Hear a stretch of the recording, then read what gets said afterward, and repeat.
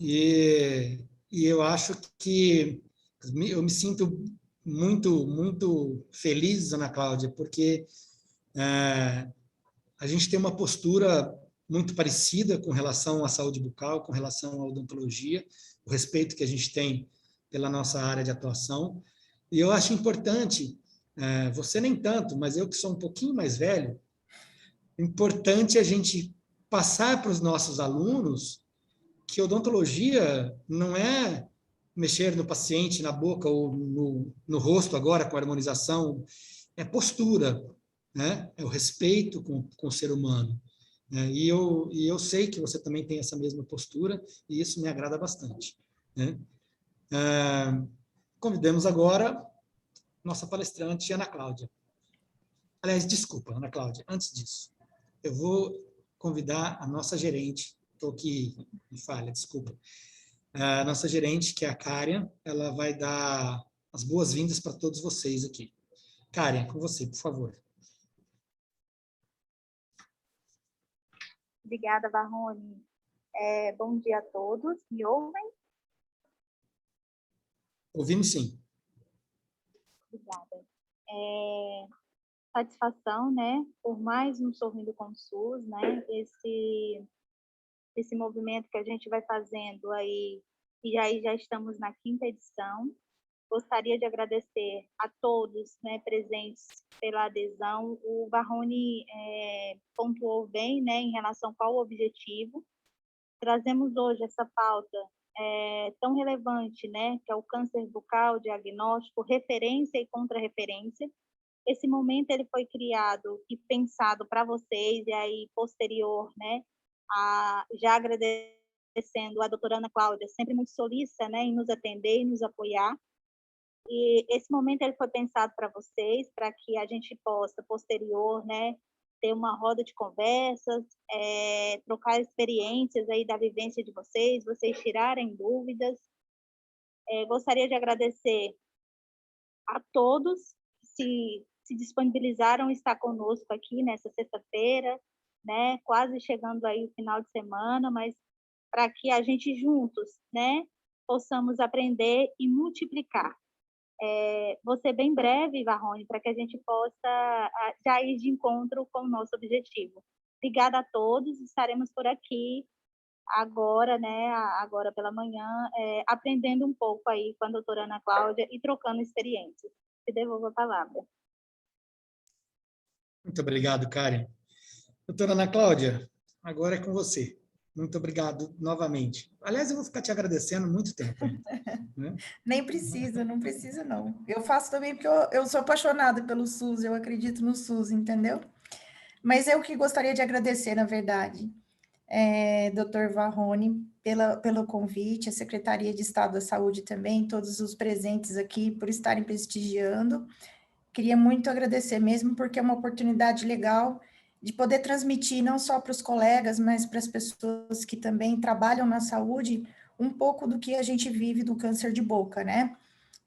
Eu trabalho no município, no Centro de Especialidades Odontológicas, então a maioria dos pacientes com câncer de boca passam por mim lá, né? Antigamente o Eduardo Zambaldi me ajudava, aí ele resolveu ir para a radiologia, porque ele é radiologista também, aí eu fiquei solitária. Mas foi bom porque ele foi para o HGP, então ele está no estado, então a gente tem também um ponto de apoio lá no estado em relação ao câncer de boca.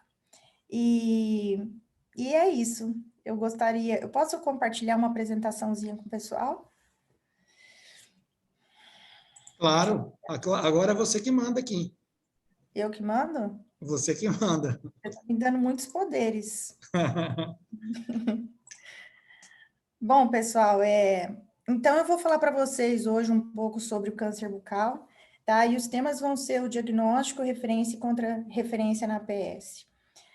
Essa apresentação, ela é uma apresentação que ela é voltada, lógico que ela tem também um fundo odontológico, né? Não tem como falar do câncer de boca se eu não mostrar fotos, se eu não falar um pouco dos fatores de risco e tudo mais, até para falar como que a gente faz o diagnóstico e como que o pessoal da saúde pode nos auxiliar no diagnóstico.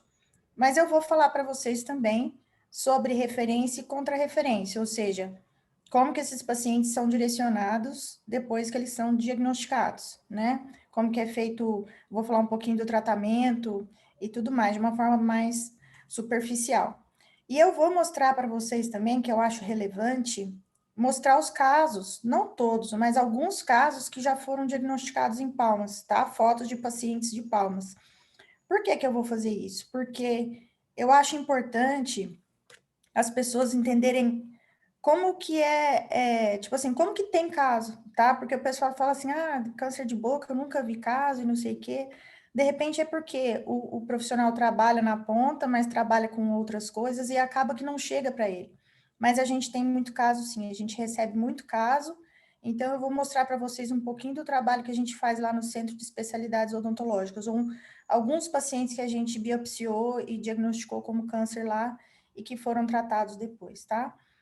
Caso vocês tenham alguma dúvida, queiram falar alguma coisa, mandem um recadinho no chat, a gente vai respondendo as dúvidas conforme elas vão aparecendo, porque às vezes você fica com aquela dúvida, a apresentação corre para frente e você esquece de perguntar depois, tá? Então, à medida que vocês forem tendo dúvidas, podem ir perguntando, não tem problema nenhum, a gente vai respondendo conforme as dúvidas forem aparecendo. Eu tô de olho no chat aqui, tá bom, pessoal? Então, eu vou começar. Bom, a primeira pergunta, né? O que é câncer de boca? Câncer de boca, gente, é uma doença, é um coletivo que a gente dá para todas as neoplasias malignas da boca, né? Que a gente fala, as doenças malignas da boca, a gente chama de câncer de boca. E eu posso ter vários tipos de câncer de boca, né? Eu posso ter o câncer de boca convencional, que é aquele causado pelo tabagismo, pelo etilismo, crônicos, tá? Principalmente. Eu posso ter câncer de glândula salivar, eu posso ter sarcomas, eu posso ter tudo, tá? Mas o câncer de boca, vamos dizer assim, que 90% das lesões, 95% das lesões, coletivamente chamadas de câncer de boca, elas são do tipo epidermoide, ou carcinoma epidermoide oral, que também é chamado de carcinoma espinocelular, ou de células escamosas, vocês podem ver aí em alguns livros e em algumas publicações com esses nomes também, tá?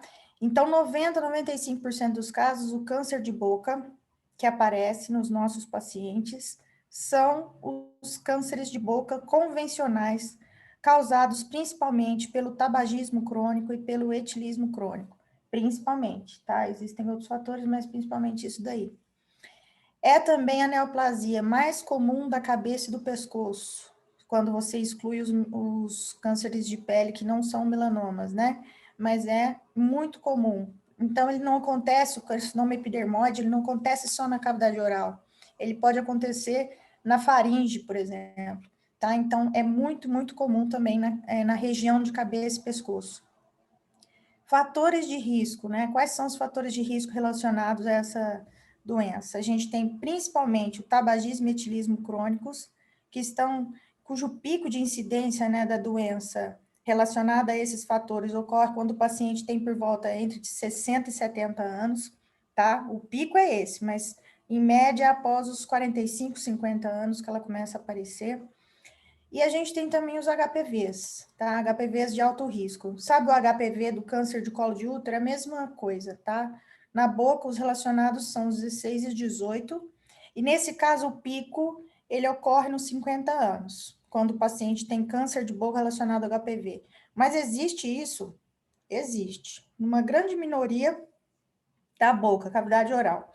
Geralmente, os cânceres relacionados ao HPV, eles estão mais localizados na região da faringe, tá? Mas a gente vai falar um pouquinho mais para frente sobre isso. A predominância é no sexo masculino, gente. É muito maior a incidência de câncer de boca em homens do que em mulheres, ainda é. Embora a gente tenha percebido uma reversão nesse quadro nos últimos anos, porque as mulheres têm fumado mais ou bebido mais, né? Então, e ultimamente, além da gente ver essa inversão em relação, não inversão, digamos uma equiparação, né, entre homens e mulheres, a gente tem também tido um aumento na incidência dos carcinomas epidermoides orais relacionados ao HPV 16 e 18, tá? Então, é para se prestar atenção nisso daí, né?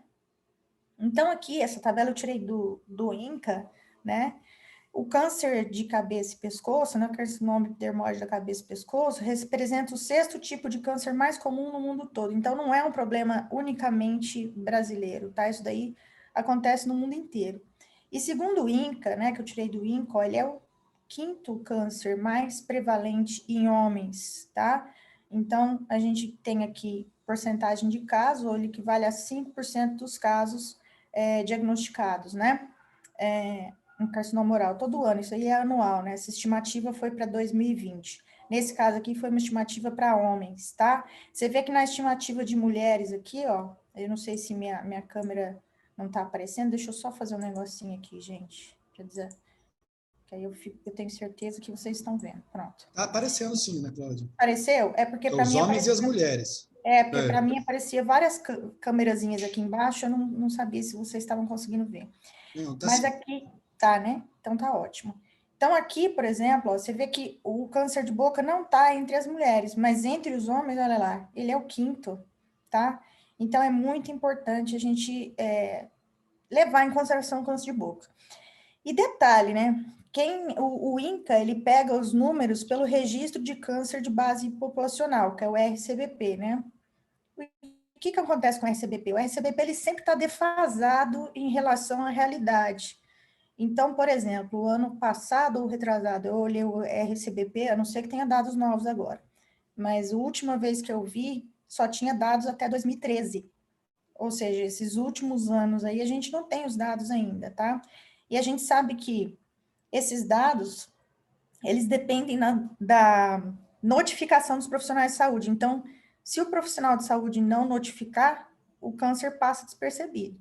E tem muitas cidades no Tocantins, principalmente cidades do interior, não só no Tocantins, no Brasil inteiro, que o paciente muitas vezes tem uma lesão na boca, não diagnostica por medo, porque ele sabe que aquele negócio é perigoso, morre com aquilo e a gente não fica sabendo. E outras vezes, né, eu acredito que isso não esteja acontecendo, mas pode acontecer do profissional não notificar, e aí a gente fica com dados a menos, né? A gente fica com uma subnotificação, tá? Então é uma coisa para a gente pensar também. Aqui, galera, ó, eu tô achando que vocês são meus alunos lá do ITEPAC. Aqui, ó, a gente observa que no Tocantins, pessoal, a gente tem uma taxa estimada de 6,44 casos para cada 100 mil homens aqui no Tocantins, tá?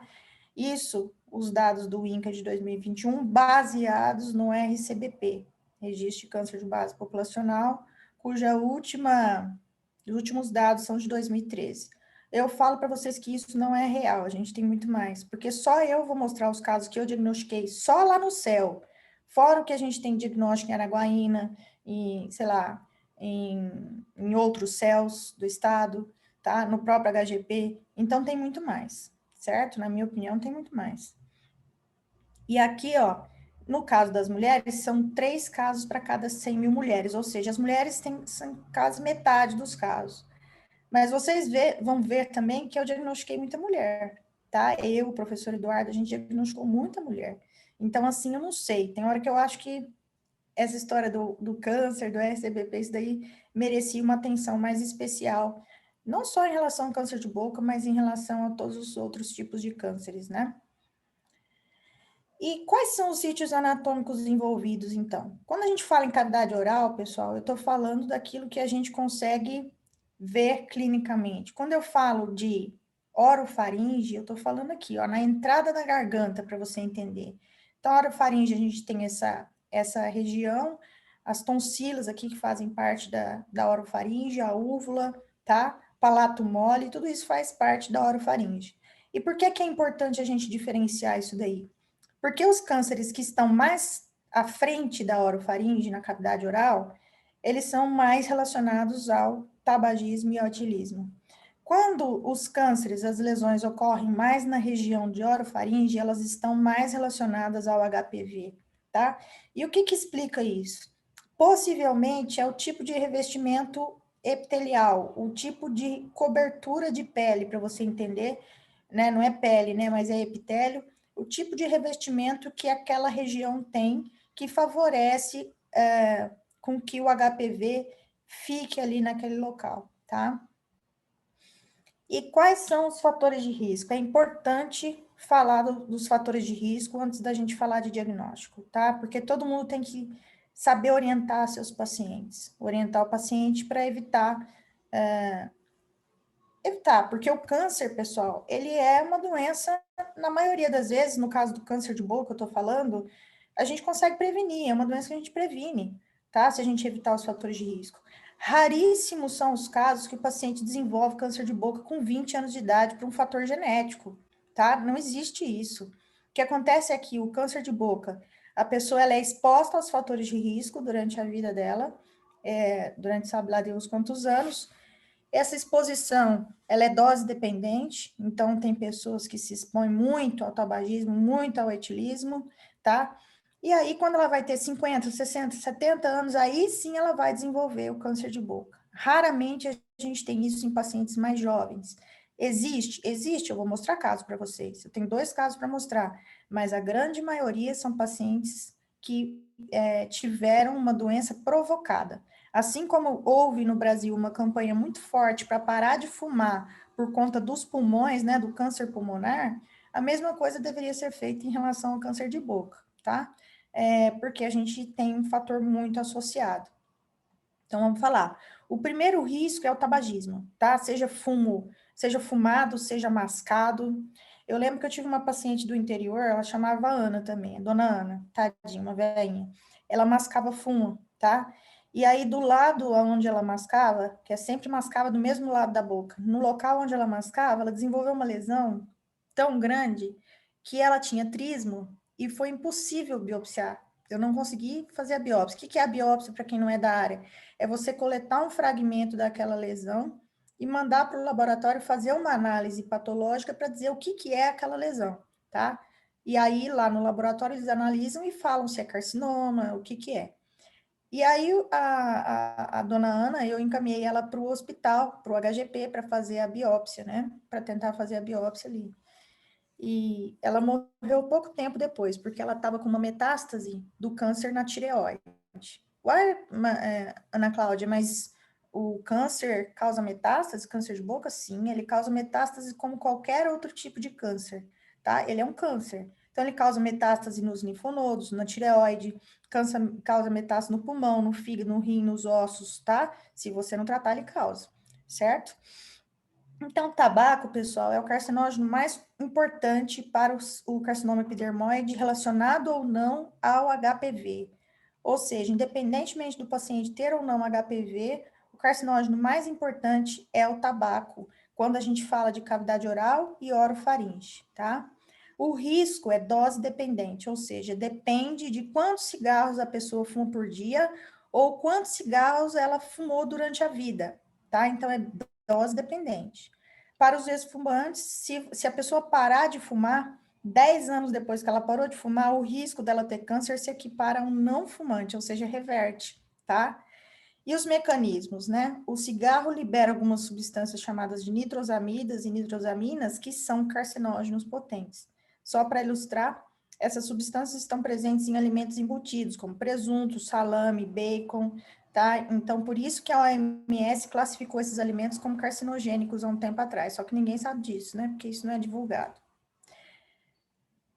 O álcool, pessoal, é a mesma coisa. Ele pode vir sozinho ou acompanhado do cigarro, tá? Quando existe um sinergismo entre os dois, você potencializa em 15 vezes esse risco de desenvolvimento de câncer, né? Então, ele está relacionado ao consumo de mais de 60 gramas de álcool por dia ou 4 a 7 drinks por semana, tá? Então, a pessoa, eu tô falando de bebida destilada nesse caso, tá bom? Quando a pessoa já é considerada até alcoólatra, né? Esse fator de risco, então, ele é agravado com o tabagismo e o carcinógeno do álcool é o acetaldeído, tá?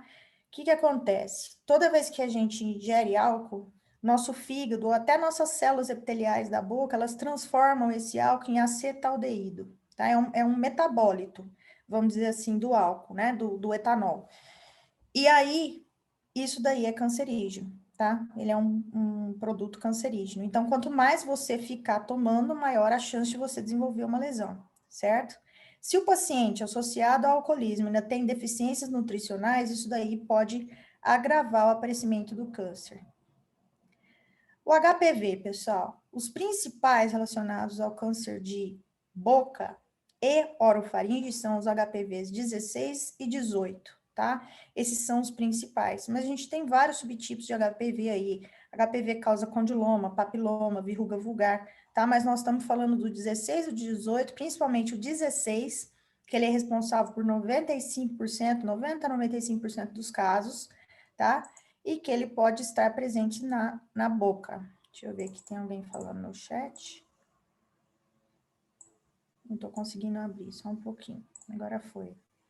Não estou ouvindo, sem áudio. André, pode ser que a sua internet esteja instável.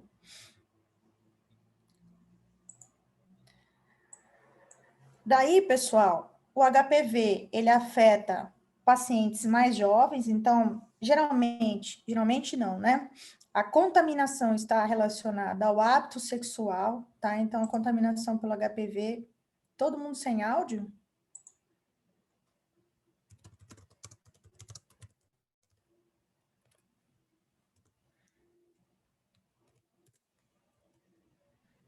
Eu estou ouvindo direitinho, tá? Ah, então tá bom. Então, acho que a internet pode estar instável, né? Beleza. A Devaldo está dizendo que está ok, então deve ser a internet mesmo de É, alguns. é porque quando fica instável mesmo. Tá, então vamos continuar então. Beleza, pessoal. Então, como eu estava falando, o HPV, 90 a 95% dos casos vai se relacionar ao HPV 16. E por que afeta pacientes mais jovens? Porque está diretamente relacionado ao comportamento sexual, tá? Então, tem a ver com isso daí. Vários parceiros, não necessariamente promiscuidade, mas às vezes a pessoa se contamina sem querer, tá? Não é culpa dela. Mas, enfim, quando você aumenta o número de parceiros e tem uma vida mais, entre aspas, promíscua, a sua chance de contaminação é maior, tá? Então, a gente tem essa situação aí em relação ao HPV. O carcinoma causado pelo HPV, pessoal, ele se localiza mais na orofaringe, tá? Ele tem uma afinidade pela orofaringe e não mais pela cavidade oral. Raríssimos são os casos de carcinoma relacionado ao HPV que afetam os 2 terços anteriores da boca, tá? Geralmente é o terço posterior, base de língua, que faz parte da orofaringe, tonsilas, a própria cavidade da orofaringe, é ali que fica o carcinoma relacionado ao HPV, tá? Bem mais ali.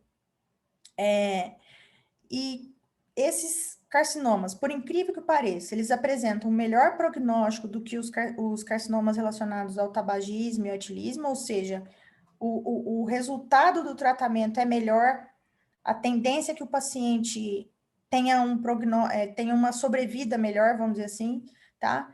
E a recorrência é menos frequente, ou seja, o carcinoma de boca, ele tem taxas de recorrência maiores do que no caso do carcinoma do carcinoma relacionado ao HPV. E, entretanto, ele vai ter uma tendência a metástase a longo prazo maior. Então, assim, são comportamentos diferentes. Hoje em dia, o pessoal está falando, né, que o carcinoma relacionado ao HPV é outra entidade, tá? Então, eu não sei, não, por conta desses comportamentos, se futuramente ele não vai ser...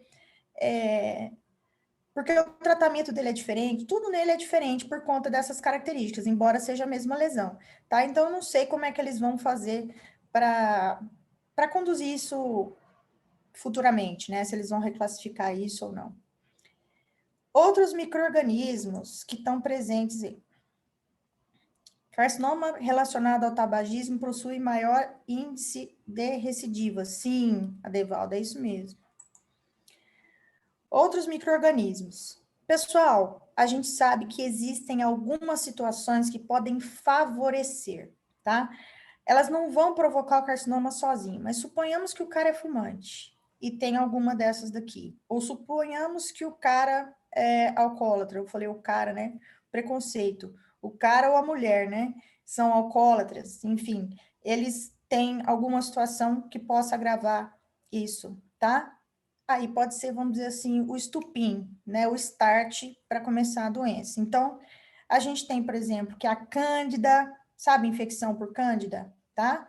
Neisseria e Streptococcus, que são outras bactérias que podem estar presentes na boca, principalmente nos casos de doenças periodontais, elas provocam o metabolismo de procarcinógenos como acetaldeído, tá? Então, provoca a liberação de acetaldeído na boca, através de processo de fermentação, tá?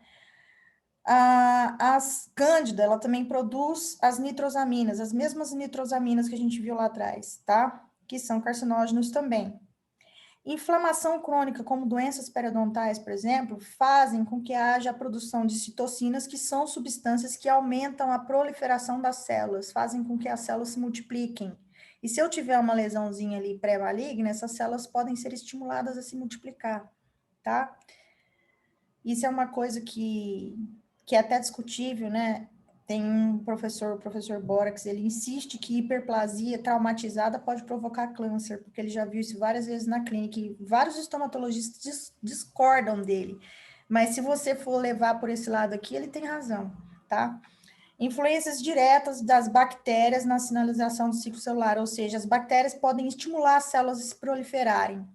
E as toxinas das bactérias podem provocar danos no DNA, tá?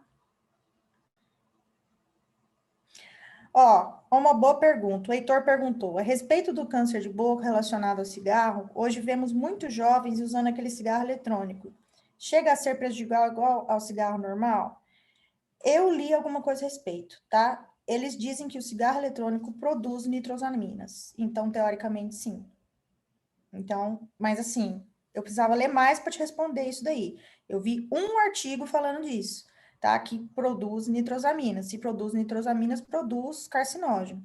Mas precisava ler mesmo se é verdade que o cigarro eletrônico produz as nitrosaminas. Teoricamente, sim. Tá? Dieta e deficiências de vitaminas e minerais. Pessoal, então a gente tem aqui, ó, que as vitaminas, os minerais, eles são protetores naturais do nosso organismo, tá? Esse tipo de dieta aqui é uma dieta anti-câncer, tá bom? Então, carotenos, vitamina C, folato, flavonoide, fibras, licopenos, tudo que a gente vê nas frutas e verduras, né? São protetoras contra o carcinoma epidermoide oral, presentes em frutas e verduras. Deficiência de ferro pode predispor ao carcinoma epidermoide oral, principalmente em algumas doenças crônicas, tá? E deficiências acentuadas, não é aquela deficiência normal que todo mundo tem, não. A acentuada de vitamina D pode predispor ao carcinoma epidermoide oral, certo? Outra coisa, isso aqui é batata. Vamos dizer que 90% dos homens que eu atendi com carcinoma epidermoide oral são trabalhadores da construção civil, tá? Então, existem outros fatores, como, por exemplo, fatores ocupacionais, né? Construção civil, pintura, exposição a grande quantidade de solvente, metais, cimento, poeira, porque tudo isso libera alguns carcinógenos, tá bom? Status imunológicos. O paciente que tem imunidade deprimida, como o HIV positivo transplantado, tende a apresentar mais carcinoma, tá? A gente sabe até, por exemplo, o HIV tem um sarcoma de Kaposi, é um tipo de... Não é um câncer, né? Ele não pode ser chamado de câncer, porque ele é do tecido conjuntivo, mas é uma neoplasia que a gente chama, tá? Então, e é maligno. Poluentes, né? Arsênico, cromo, níquel, doenças como anemia de Fanconi, ceratose congênita, síndrome de Bloom e outras síndromes também. O cigarro possui mais agentes tóxicos, mas o eletrônico também libera calor, gás e outras substâncias que lesionam as células do epitélio oral. Ainda não há estudo científico sobre o cigarro eletrônico, mas é prejudicial. Você buscou isso aí em algum lugar, né, Adevaldo? Por isso que eu te falei, eu tenho um artigo falando disso daí, que ele libera nitrosaminas, tá? Um único. Por isso que a gente precisava estudar mais para saber se é verdade mesmo, tá bom? Como que a gente faz o diagnóstico, então, né? Que é o fundamento, a pergunta da aula. Isso aí, Adevaldo. Bom dia, Vilmar. Como que a gente faz o diagnóstico, então, né, do carcinoma? É o seguinte, pessoal. O diagnóstico, ele é baseado em aspectos clínicos, aspectos de imagem. A gente tem que fazer um conjunto. Eu acho interessante, assim, que tem alguns colegas que mandam uma foto para mim no WhatsApp e falam assim, aí, o que você acha que é? Eu respondo, não sei, dá vontade de falar assim, não sei, porque só por uma foto pode ser um monte de coisa, tá? Pode ser um monte de lesão. Então, como que você formula um diagnóstico? O diagnóstico ele é baseado na anamnese, porque eu preciso saber o histórico do meu paciente, o carcinoma não está relacionado ao tabagismo, etilismo ou HPV, então eu preciso saber se tem algum desses fatores relacionados ou não. Eu preciso saber a idade do meu paciente. Se é um paciente muito jovem, né?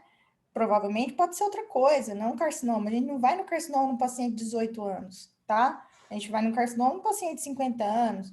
Eu preciso saber se é sexo feminino ou masculino, porque eu já vi ali, o INCA me mostra que o índice é muito maior no masculino do que no feminino, né? Associado a isso, eu tenho que observar a minha lesão. Então, depois que eu fizer a minha anamnese, eu vou fazer meu exame físico. Eu vou observar a minha lesão, eu vou ver quais são as características clínicas da minha lesão. Se essa lesão tiver envolvendo o osso, opa, eu tenho que pedir um exame de imagem para saber como é que está essa lesão no osso. Então, depois que eu fiz tudo isso, aí sim eu vou definir o exame histopatológico, né? Análise, se eu vou fazer análise histopatológica ou não, mandar para fazer a biópsia, tá? Até isso influencia, porque quando eu pego um caso complicado, que eu acho que a gente não vai conseguir fazer, não vai conseguir diagnosticar de forma convencional, eu mando para Campinas, porque lá eles fazem imunistoquímica de graça para mim, que é um exame que para o paciente vai custar uns R$ 400, tá? E como eu fui ex-aluna lá, eles fazem de graça para os pacientes, então eu nem fico com a peça aqui, eu mando para lá. Então, por isso que é importante a gente fazer toda essa análise do paciente para decidir para onde a gente vai mandar até a peça da biópsia para vir o resultado depois, tá? Então, a gente faz toda essa formulação. E aí, o conjunto é que vai dar o diagnóstico, tá? Então, quando eu recebo foto, eu sempre falo para o colega, eu falo assim, o que você acha que é?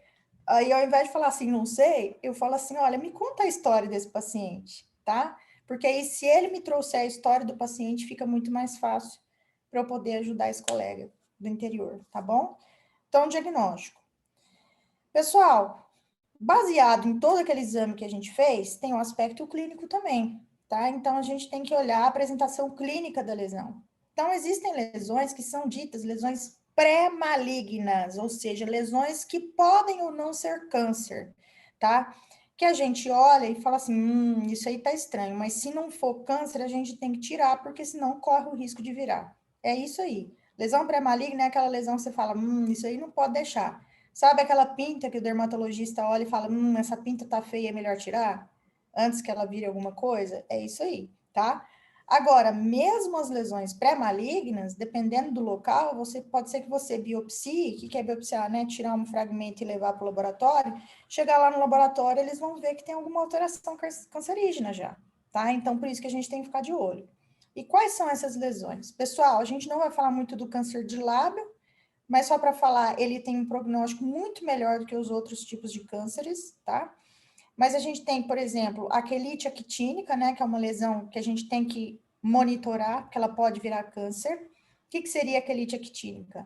Ela acontece nos pacientes que são expostos à radiação solar, principalmente de forma crônica, ou seja, aquele paciente que trabalha no sol, trabalhador rural, carteiro, enfim, construção civil, a pessoa fica o dia inteiro trabalhando no sol, às vezes não se protege, tá? Não usa filtro, não usa chapéu, e principalmente tem a pele clara, e aí a gente percebe que no lábio começa a formar aquelas crostas, tá? Que muitas vezes formam essas cascas, e você perde um pouco o limite, né? O lábio fica venoso, você não consegue ver o contorno certinho do lábio, parece que ele tá todo irregular, né? E o inchaço aqui embaixo, ó, tá? Então, a quelite actínica, ela dá isso aí. Muito comum em pacientes mais velhos que trabalham no sol e de pele branca, tá? De pele mais clara.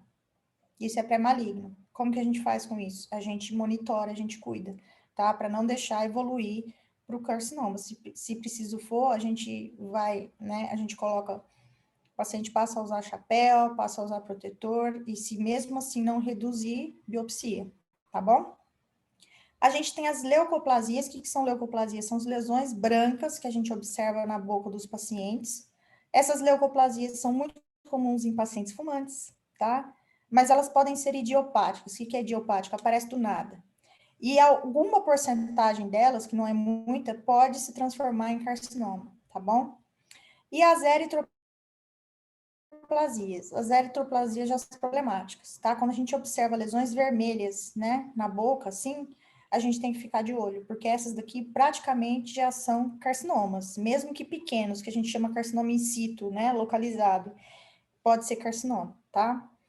Então, falando da leucoplasia, o que seria uma leucoplasia para os dentistas presentes aqui? Tá? São lesões brancas não removíveis à raspagem que não podem ser classificadas como nenhum outro tipo de lesão. Ou seja, isso aqui não é cândida. Como é que eu sei que não é cândida? Faz um teste. Pega uma gasa, enrola no dedo, põe um pouquinho de soro e faz aquela raspagem na mucosa. Se soltar, é cândida. Se não soltar, pode ser leucoplasia, tá? Então, a gente tem que descartar outras lesões aí. A gente tem que descartar a candidíase, a gente tem que descartar o líquen, mas o líquen não fica assim. O líquen, ele forma aquelas estrias de Hudson, líquen plano, tá? Estomatite nicotínica, essas coisas.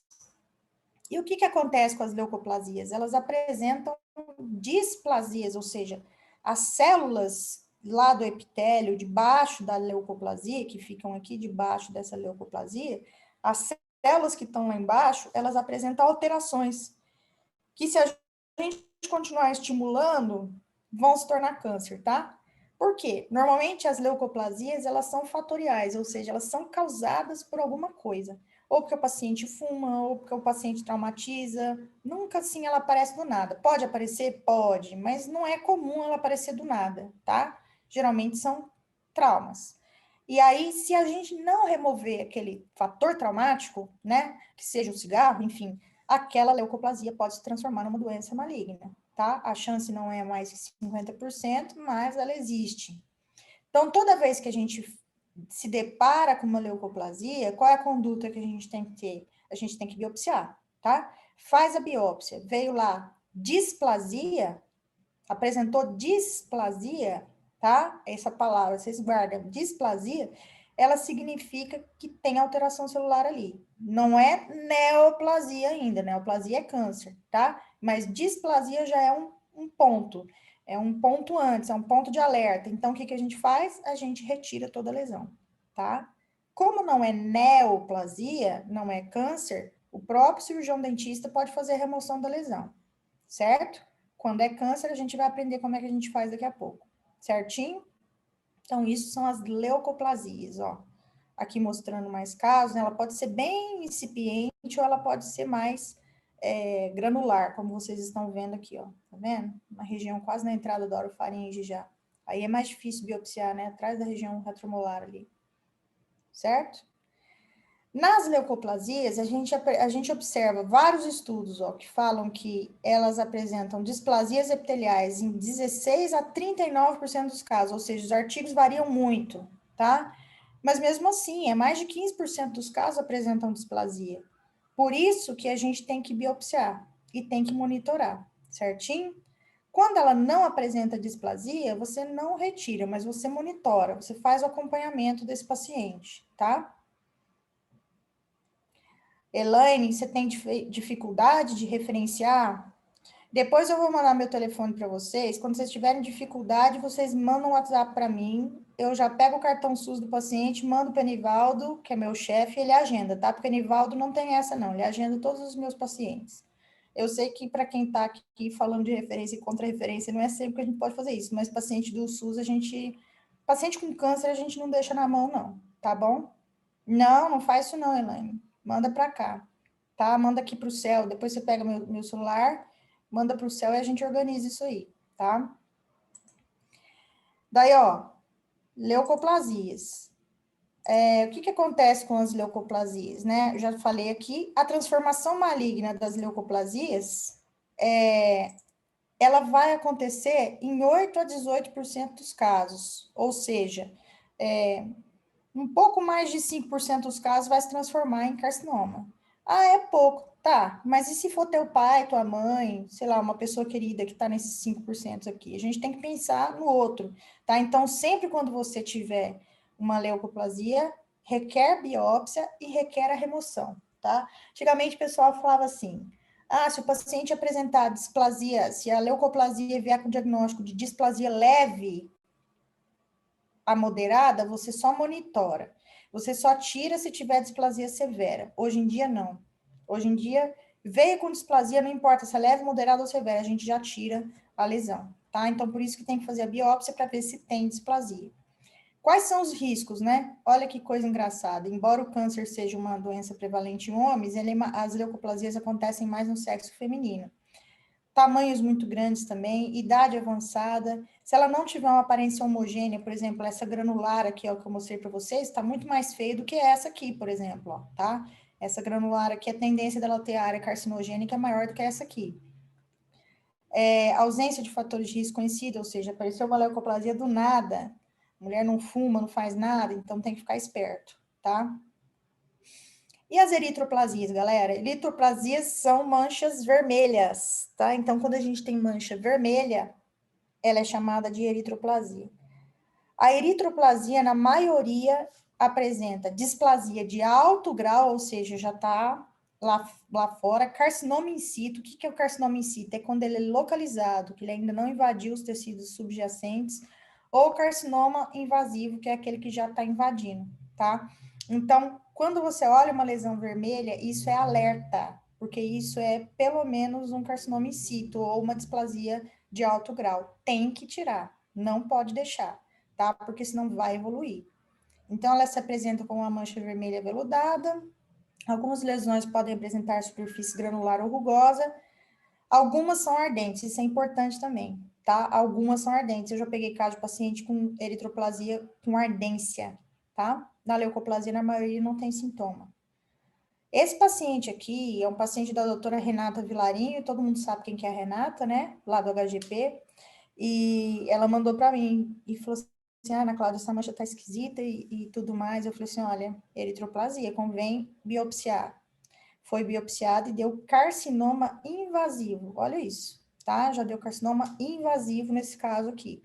É um caso recente, aí de uns 2 anos para cá. E um paciente novo, com menos de 50 anos de idade, tá? Então, pessoal, quando vocês observarem uma mancha vermelha bem demarcada, né? E que ele relatava ardência, tá? Então, ficar de olho, porque pode ser carcinoma, tá bom? O câncer, ele tem várias caras, né? Várias faces. E eritroleucoplasia? Eritroleucoplasia é quando você tem as duas situações. Você tem uma mancha vermelha misturada com áreas brancas. Isso aqui já é praticamente carcinoma, tá? Já é considerado carcinoma. Bom, e o carcinoma epidermoide oral, pessoal? Eu vou mostrar para vocês alguns casos, então, de carcinoma epidermoide oral, nos quais vocês vão ver casos que foram diagnosticados aqui no Centro de Especialidades Odontológicas, em Palmas. Na verdade, não é só do Centro de Especialidades, não. Alguns são até do HGP, que o Eduardo pegou lá. Alguns casos são meus, outros casos são do Eduardo, e eu vou falando para vocês sobre esses casos, tá? Tem caso até que foi diagnosticado no ITEPAC. Então, vou mostrar para vocês. Esse aqui é de um paciente do sexo masculino, 87 anos, já faleceu, que esse caso foi diagnosticado faz uns 8 anos. Senhor Marcelino era o nome dele, tá? O que acontece com ele? Olha essa lesão aqui, ó. Se vocês acompanharem meu mouse, vocês vão ver aqui, tá vendo? Ó, não parece um machucado na boca? Não parece que descolou assim? E de repente ulcerou, né, que a gente fala, e ficou ali? Essa lesão estava presente na boca dele há 1 mês e não cicatrizava. Nós fizemos a biópsia e veio como carcinoma, tá? Então, o paciente tinha quelite actínica, ó, você nota que você não consegue delimitar muito bem aonde termina o lábio e aonde começa a pele. Você nota que existe um inchaço aqui de baixo, ó, um leve inchaço aqui nessa região, que também é característica da quelite.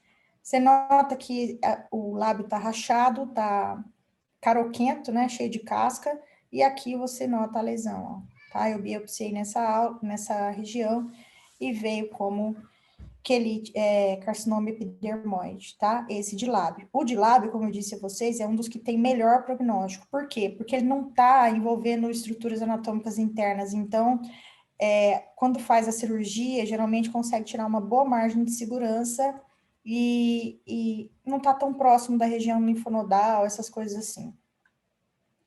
Esse outro paciente, olha isso, sexo masculino, 36 anos, um jovem, apareceu no consultório, para mim esse aqui foi caso particular, tá? Não foi caso no serviço público. Ele apareceu para mim com uma lesão, falou que estava com uma lesão na boca fazia uns 2 anos e que não cicatrizava, tá? E apareceu essa lesão enorme aqui. Quando eu palpei, isso aqui estava duro. Isso é uma outra coisa interessante para vocês, ajudar vocês no diagnóstico. Quando você pega uma lesão com tendência cancerígena, você vai palpar, ela é sempre mais dura do que o tecido adjacente, tá? Então, você apalpa essa borda dela aqui, ó, você sente que ela tá mais dura. E eu falei, gente, mas não é possível. Esse cara não fuma, olha os dentes dele aqui, ó. Não fumava, não bebia, tá? Ou seja, não tinha fator relacionado. Poderia ter HPV? Poderia, mas HPV geralmente é orofaringe, não é borda lateral de língua. Então, isso aqui não necessariamente estava relacionado a HPV, tá? Não tinha má higiene, né? Não tinha doença periodontal. Comia bastante frutas e verduras. E aí ele foi me contando a história dele. Na história dele, ele tinha uma prima primeira que tinha tido câncer de mama com 17 anos, nas 2 mamas, tá? Então, assim, pode ser que exista aí um fator genético nesse caso envolvido? Eu acredito que sim, tá? Porque era um paciente que não tinha fator etiológico externo envolvido no aparecimento dessa lesão. Esse paciente fez a cirurgia, fez com o Dr. Daniel Iramatsu, que é um cabeça e pescoço que eu gosto muito em Palmas. Ele já operou vários pacientes meus, já operou meu pai, né? Então, assim, eu gosto do jeito que o Daniel trabalha e, sem dúvida, o paciente ficou muito bem, tá? Esse outro senhor aqui, pessoal, ele foi a óbito, tá? Ele compareceu para mim com essa lesão aqui, ó. Você nota que ele tá com trismo, não conseguia abrir a boca mais do que isso, certo? Ele tinha 71 anos. Era trabalhador de construção civil, você nota que ele tem quelite actínica também, ó, o lábio bem ressecado, fumante, olha os dentes aqui, olha a língua lá atrás, tá? Fumante crônico há 40, 50 anos. Como a lesão dele estava muito grande, ó, você pode ver nesse corte axial aqui, a lesão, isso aqui é uma tomografia computadorizada, tá? Tá mostrando aqui, aqui seria a parte de frente, a mandíbula, né? E aqui seria o local onde tá a lesão, ó, tá? Então, a lesão fazendo esse aumento de volume.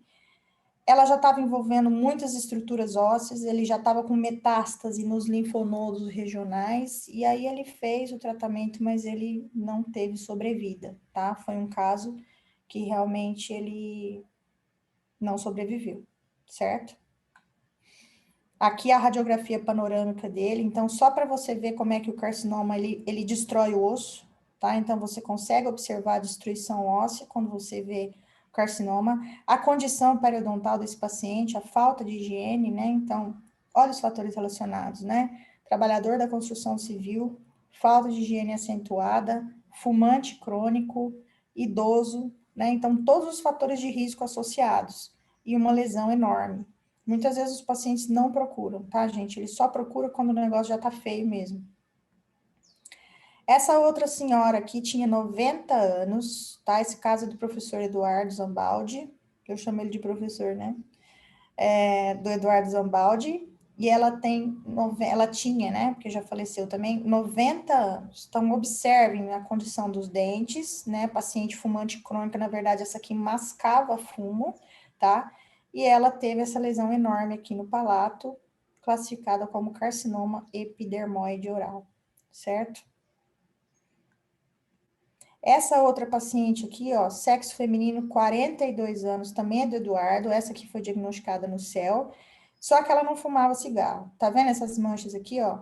Isso aqui é mancha de maconha, não é mancha de cigarro, tá? É diferente a mancha da nicotina e a mancha da cannabis, quando você observa clinicamente. A de cannabis, ela é mais esverdeada, mais amarronzada, tá? Além de fumar maconha, ela era usuária crônica de crack, tá? E aí ela apareceu, ela tinha extraído um dente aqui, ó, você vê que ela estava até com o fio da sutura, ela extraiu esse dente na unidade de saúde, e aí ela apareceu para a gente para avaliar essa lesão na região retromolar, tá? Quando foi feita a biópsia, deu que ela tinha carcinoma epidermoide. Aí você fala assim, mas é uma mulher, né, mais jovem. Quais foram os fatores aqui? Os fatores, com certeza, foi tabagismo crônico, mas não era cigarro, mas e a substância que libera, né? E o uso do crack também, que a gente não sabe Veja bem, eu nunca vi nenhuma pesquisa falando do crack em relação ao carcinoma epidermoide oral. Não li ainda. Mas na minha concepção, eu acho que estimula também.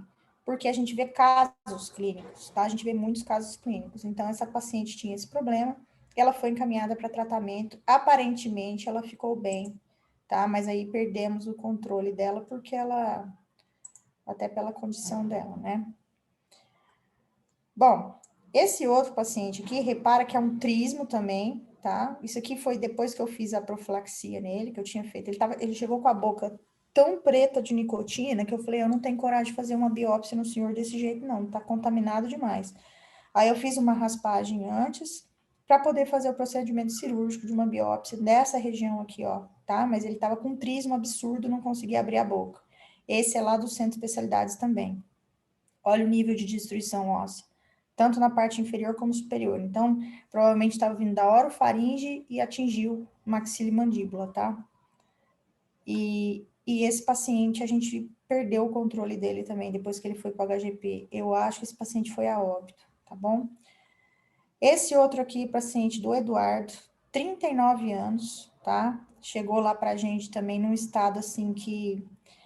Nossa, olha a lesão. Tá vendo que essa lesão é eritroplásica, certo? Paciente fumante também. Olha lá, vermelho, ó. Eritroplasia que aumentou e descia lá para a orofaringe e vinha para a cavidade oral. Enorme a lesão, certo? Aqui o corte da tomografia mostrando a extensão da lesão.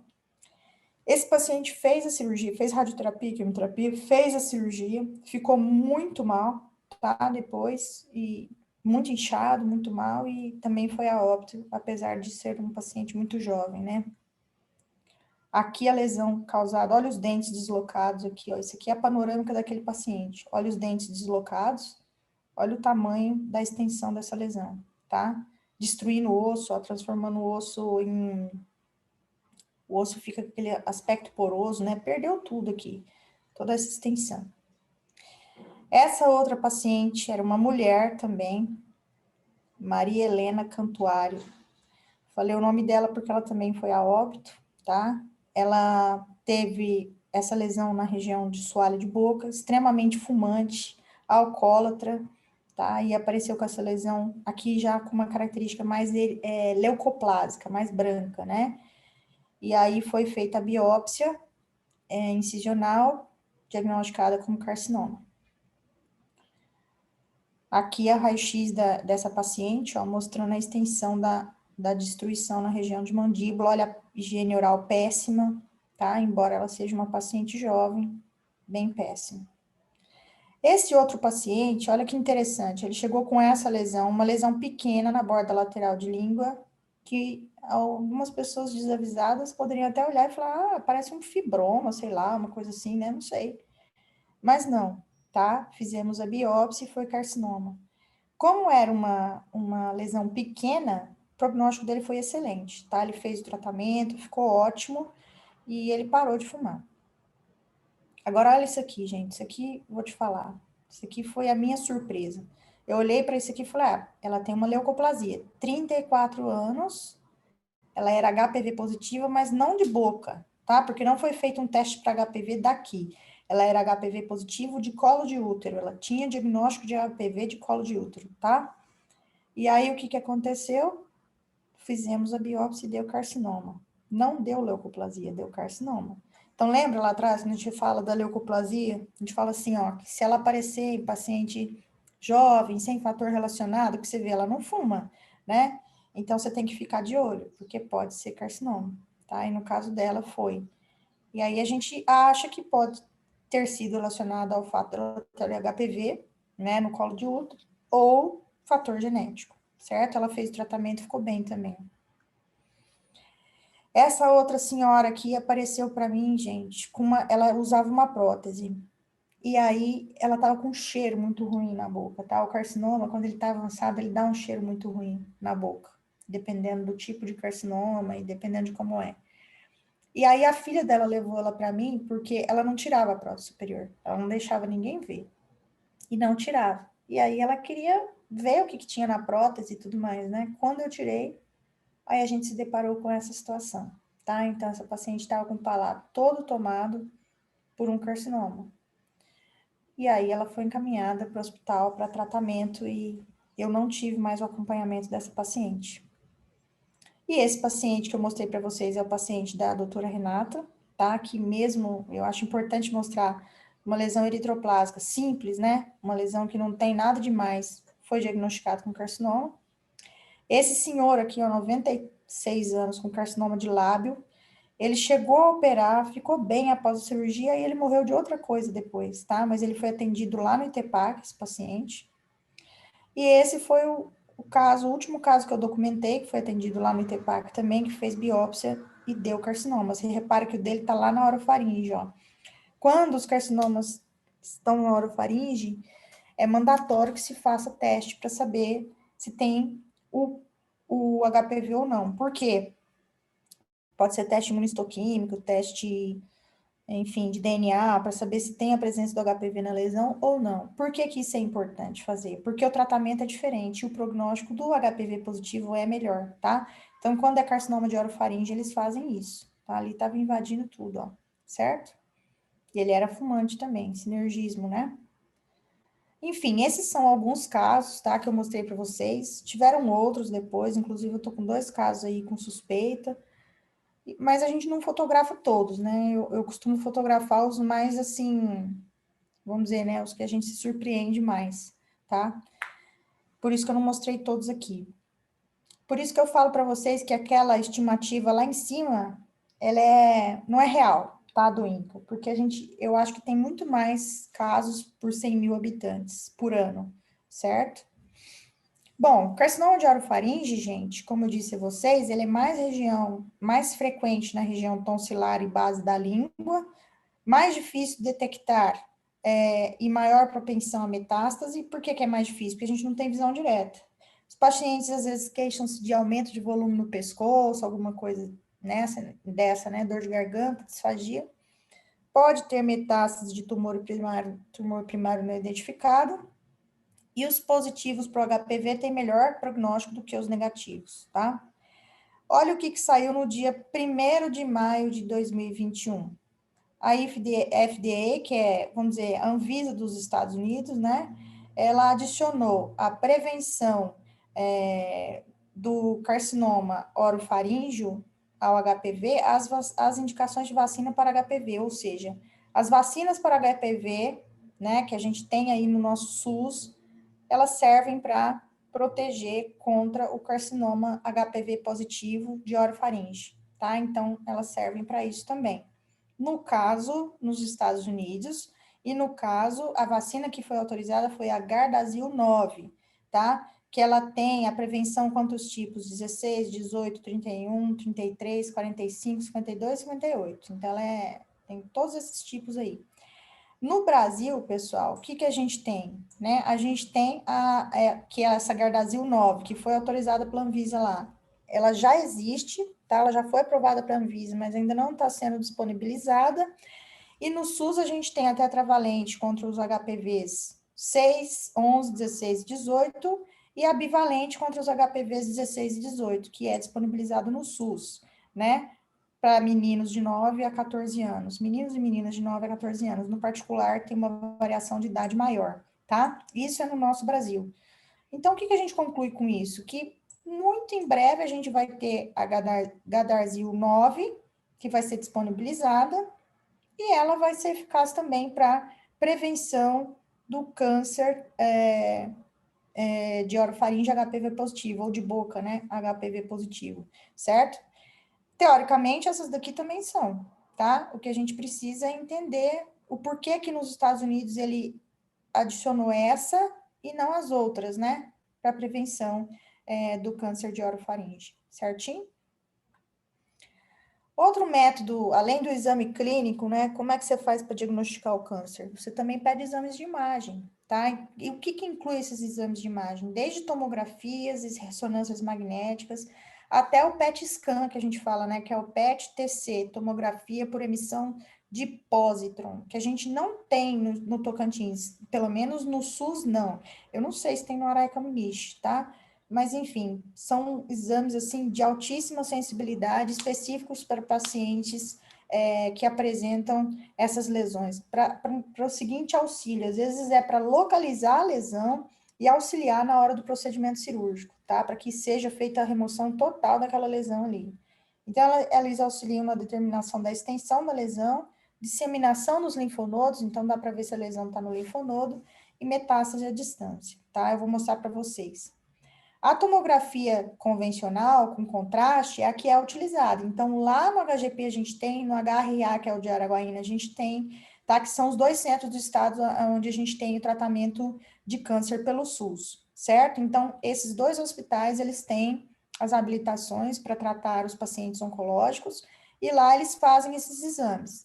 Então, quando o paciente é diagnosticado, já é solicitada a tomografia para saber a extensão dessa lesão, só nos casos que a gente vê que é claramente tecido mole, mas a extensão da lesão, né? E para ver se tem metástase à distância, ó. Então, nesse caso aqui, ó, você observa a metástase no linfonodo de pescoço de um paciente com carcinoma HPV positivo, tá? A PET scan, por que eu falei dela aqui, né? A gente não tem no estado, possivelmente não tem na Aracamite também, não sei falar para você, tinha que ligar lá, eu esqueci de ligar, eu ia ligar e esqueci para saber.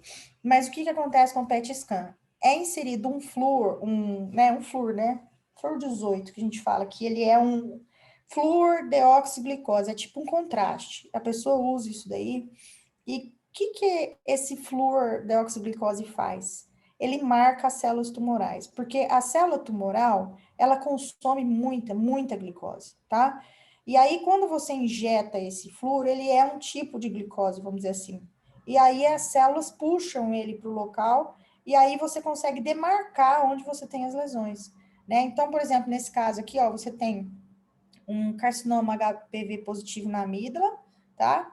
E aí você tem as metástases nos linfonodos regionais, ó. Então dá para demarcar o local da lesão e dá para demarcar as regiões de metástase. Então esse, digamos assim, que é o exame top de linha para você determinar metástase, tá? Então, como é um exame muito específico, quando o cirurgião vai fazer a remoção da lesão, inicialmente ele pede uma tomografia convencional. Geralmente é assim. Aí, quando ele vai determinar se o paciente tem metástase, questão de recidiva, essas coisas, aí ele pede uma PET scan de corpo inteiro, porque ele consegue ver se houve alguma alteração, tá? É uma possibilidade. Já no caso dos outros pacientes, aqui no Tocantins, pode pedir raio-x simples de tórax, outras coisas, porque não é todo local que tem isso aqui, tá, gente? Isso aqui é ultra, né? Só para falar para vocês que tem, e é o exame top de linha, tá? E o diagnóstico do câncer, então, vai ser feito como? Concluindo, né, a nossa parte de diagnóstico, vai ser feito baseado no exame clínico, que é a anamnese mais o exame físico, exames de imagem, que a gente conversou, baseado no exame clínico, nos exames de imagem, faz-se a biópsia é a coleta de um fragmento de lesão para enviar para análise. A biópsia, qualquer cirurgião dentista tem condição de fazer, não precisa ser estomatologista, basta ele saber onde ele vai biopsiar e basta ele saber fazer a cirurgia, tá? Aí esse fragmento coletado, ele é encaminhado para análise histopatológica e lá, na análise histopatológica, eles vão fazer o HE normal, que é a coloração normal, e se suspeitar de câncer HPV, eles vão fazer imunistoquímica para P16, para saber se tem HPV ou não, é um exame caro, não faz em Palmas também, tem que mandar para fora, tá? Por isso que eu mando para Campinas. E em algumas situações pode fazer até o PCR ou hibridização in situ para as proteínas do HPV oncogênico, que são essas E6 e E7 aqui, teste DNA, né? Que são exames ainda mais específicos, tá? Então, normalmente para aqui no P16, ok?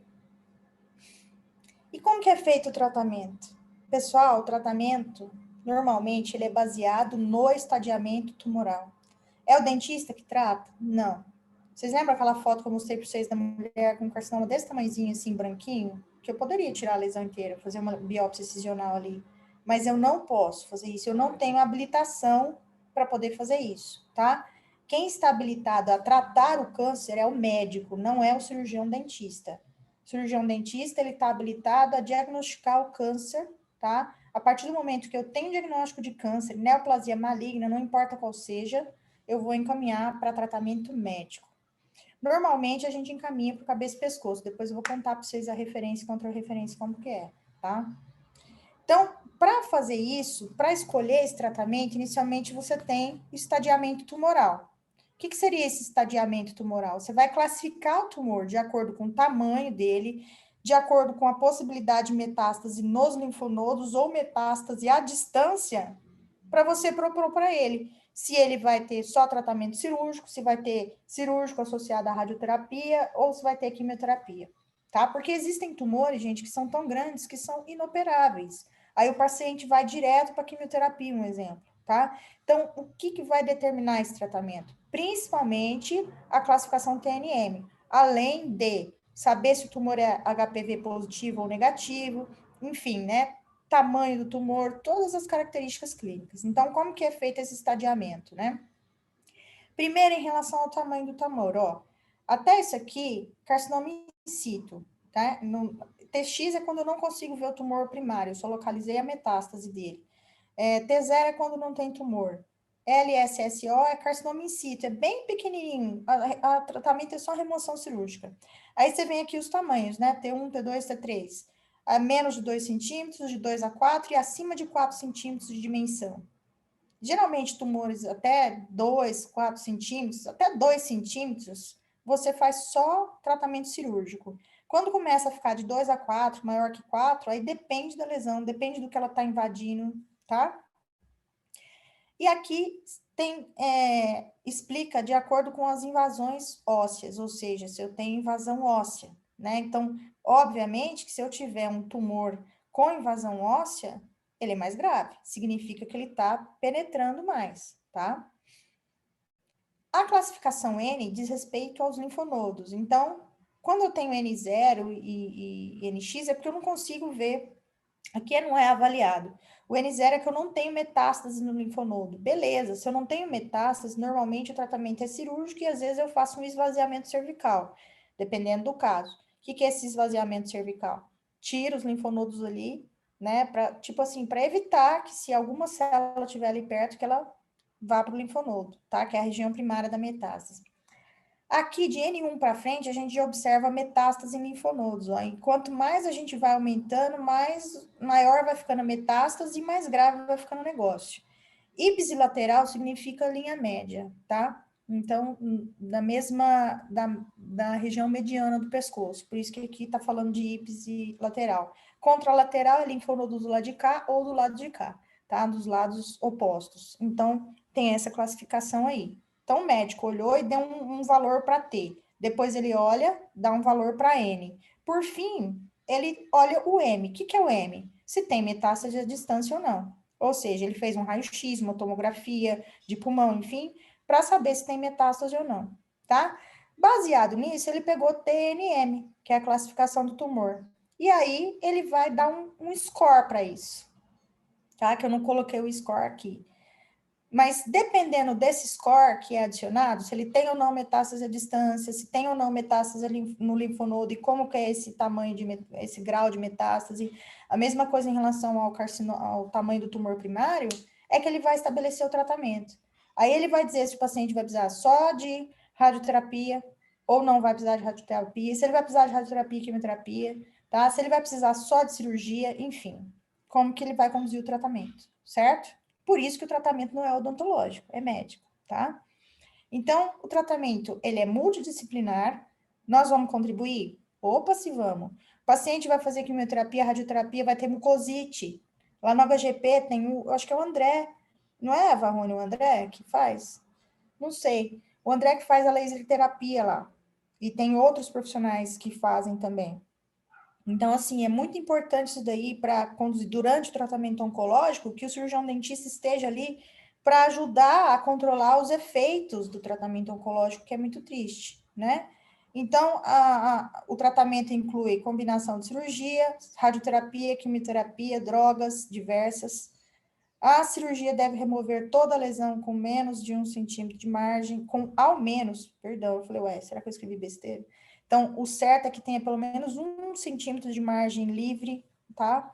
E a escolha vai depender da localização, do tamanho, do estadiamento tumoral, da cooperação do paciente, do nível nutricional desse paciente, da habilidade em tolerar tratamentos mais agressivos. Então, tudo isso é levado em consideração, né? Então, existem tratamentos hoje, gente, de ressecção robótica, drogas com anticorpos antimonoclonais que matam as células cancerígenas, enfim. Existem muitos tratamentos possíveis que, se Deus quiser, um dia vão chegar lá no SUS, né? Vão estar disponíveis para os nossos pacientes.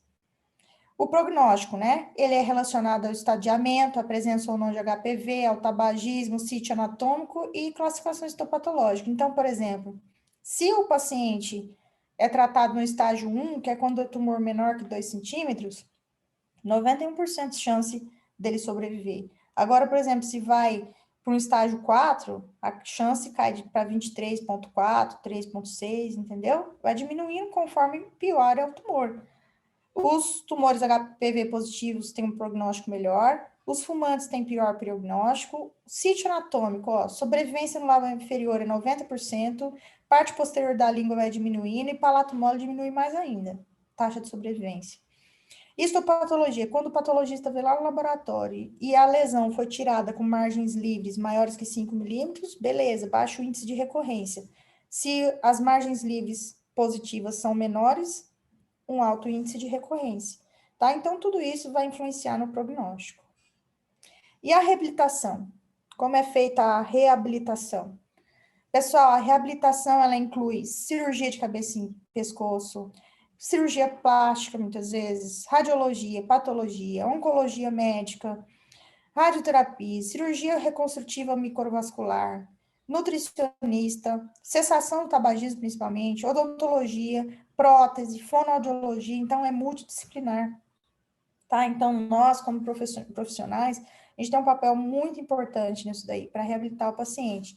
Aqui, por exemplo, um exemplo de retirada de um enxerto da pele para colocação aqui na língua, né? No caso de um paciente que tirou um tumor de língua. Existem várias formas aí de enxertos e recombinações para reabilitar, inclusive próteses, tá?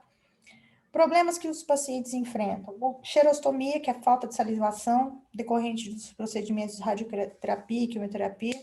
Mucosites, alterações na fala. Então, tem que ter muito psicólogo envolvido, psiquiatra, às vezes, em alguns casos, tá? E muita cooperação de profissionais para tratar esses problemas, né? Xerostomia, mucosite, e aí entra o cirurgião dentista. Os efeitos colaterais, né? O paciente pode ter trismo, que é dificuldade de abertura, má oclusão, que você perde dentes, perde partes inteiras da maxila e da mandíbula, dificuldade de engolir, necrose óssea decorrente de radioterapia, enfim, são vários problemas possíveis e a gente tem que tratar. Existe prevenção? Então, eu pergunto a vocês. Existe. Na maioria dos casos, sim. Exceto nos casos que são determinados geneticamente, mas nos outros casos, o paciente deve evitar tabagismo, evitar alcoolismo, e hoje em dia todo mundo deve se vacinar pelo HPV, tá? Então, esses são os principais métodos de exposição. Outra, ingestão adequada de vitaminas e, enfim, comer bastante verduras e frutas, ter uma boa higiene oral e evitar inflamações na cavidade oral, tá? Então, são as situações que a gente tem que ter para prevenir o câncer de boca. Então, na grande maioria dos casos, as lesões são fáceis de ser prevenidas, tá? Então, é tudo isso aqui.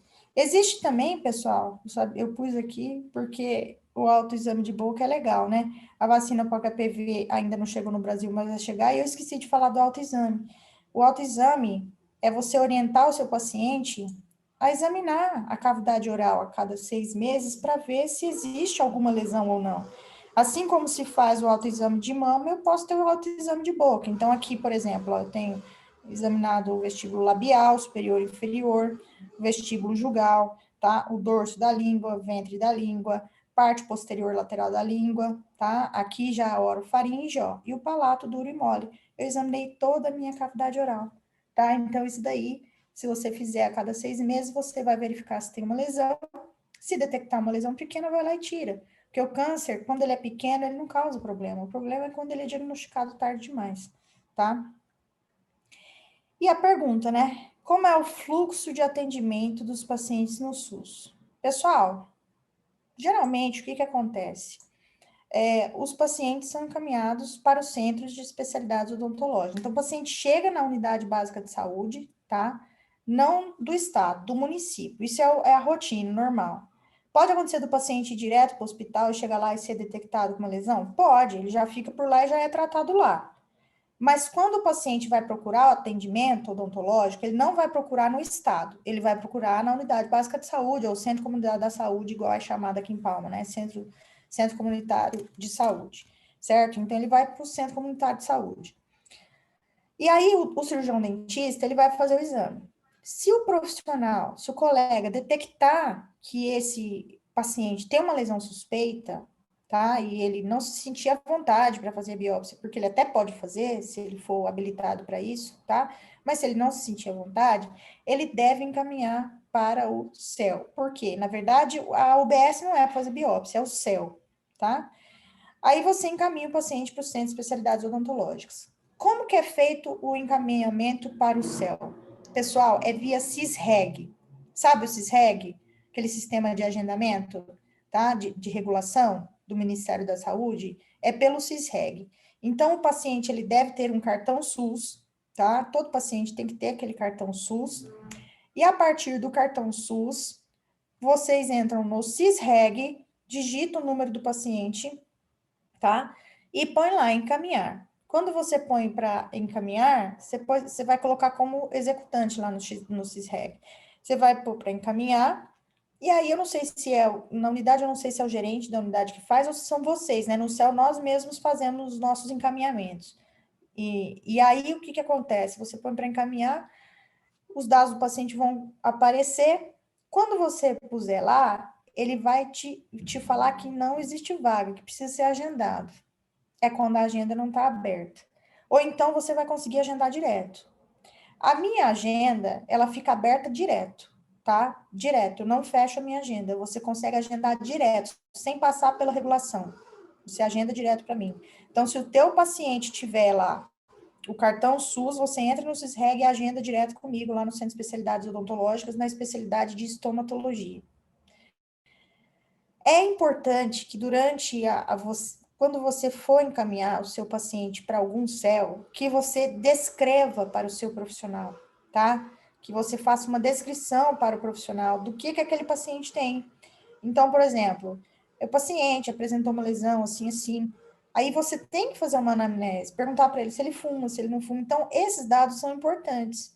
Por que é importante chegar isso lá para a gente? Porque isso vai ajudar muito a gente na hora do nosso diagnóstico, tá? Não que você tenha que fechar o diagnóstico e mandar o paciente com o diagnóstico para mim, não é nada disso. Mas se você me mandar algumas informações importantes, eu consigo fechar o diagnóstico melhor. Às vezes tem paciente que chega para mim, é um paciente mais carente, que veio com a ambulância, né? Vem do interior, vem com a ambulância e vem com, sei lá, uma pessoa qualquer que vai levar ele lá e que não tem as informações. E ele também não sabe dar. Porque às vezes o paciente ele não consegue, não sabe falar. Às vezes quem falou com você no dia da sua consulta, lá no dia da consulta dele, foi a filha, o filho, e te explicou. Aí chega para mim sem explicação. E ele não consegue falar. Então é muito importante que você mande a maior quantidade de informações possíveis. Outra coisa que é importante, se o paciente tem algum exame, seja radiográfico, exame de sangue, exame de urina, qualquer exame, manda tudo, tá? É super importante isso também, porque às vezes através de alguns exames a gente pode saber se o paciente, por exemplo, pode fazer a cirurgia de biópsia de emergência. Porque quando o paciente vai do interior para a gente, a ambulância vai levar ele de volta. Eu vou fazer uma consulta e depois vou pedir para ele voltar para fazer biópsia? Não, eu já vou lá fazer no dia. Mas se o paciente estiver tomando aspirina há não sei quanto tempo, como é que eu vou fazer a cirurgia do paciente naquele dia?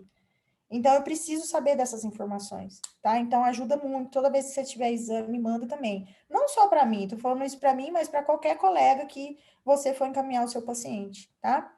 Então, identificou na unidade básica de saúde, encaminhou para o CEL. Quando esse paciente chega lá no CEL, o que a gente vai fazer? A gente vai fazer biópsia e confirmação diagnóstica. É basicamente isso, tá? Ah, mas só isso? Além disso, nós vamos encaminhar o paciente todo aquele fluxo que você já conhece. Lá no CEL, as biópsias são enviadas para o laboratório da prefeitura, Eu sou patologista lá também, tá? Então, eu faço as duas coisas, né? Eu faço a cirurgia e vejo a lâmina. Mas eu tenho um profissional, um doutor médico que me ajuda lá, que é o doutor Clayton, que é tudo de bom, maravilhoso. É uma pessoa muito incrível, tá? E ele me ajuda nos casos que a gente olha e fala, ah, é câncer, eu mostro para ele e fala, não, é, tá? E os casos mais complexos a gente manda para Campinas, na São Leopoldo Mandic. A gente tem um convênio de boca lá com a São Leopoldo Mandic, tá? Mas por que que a gente faz isso? Porque um exame de imunohistoquímica, se o paciente for fazer particular, porque a prefeitura não faz, ele vai gastar 400, 500 reais. E lá eles fazem de graça para mim, tá? Então é só o dinheiro do SEDEX mesmo, e aí eles fazem lá. E aí é feita a confirmação diagnóstica. Quando eu recebo a confirmação diagnóstica, o que que eu faço? Primeiro, eu dou a notícia para o paciente e para a família, tá? E em seguida eu vou encaminhar esse paciente para tratamento no HGP. Existem 2 centros de referência para atendimento no estado do Tocantins hoje, isso segundo o INCA, e eu confirmei isso com o Varrone depois. O Varrone me falou que é isso mesmo, tá?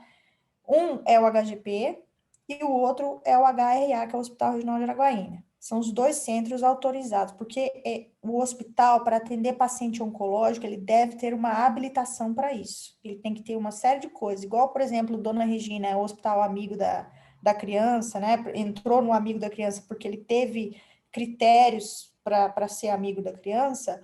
O Hospital de Araguaína e o Hospital do HGP, eles têm esses critérios. Agora estão construindo o Hospital do Amor, né? Pode ser que tenha alguma coisa a mais aí para frente. Ou já construíram, enfim. E o que que acontece? Chega lá no hospital, esse paciente ele já vai encaminhado. Para onde eu encaminho ele? Para cirurgia de cabeça e pescoço, tá? Chegando lá na cirurgia de cabeça e pescoço, eu tenho a opção normal e eu tenho oncologia.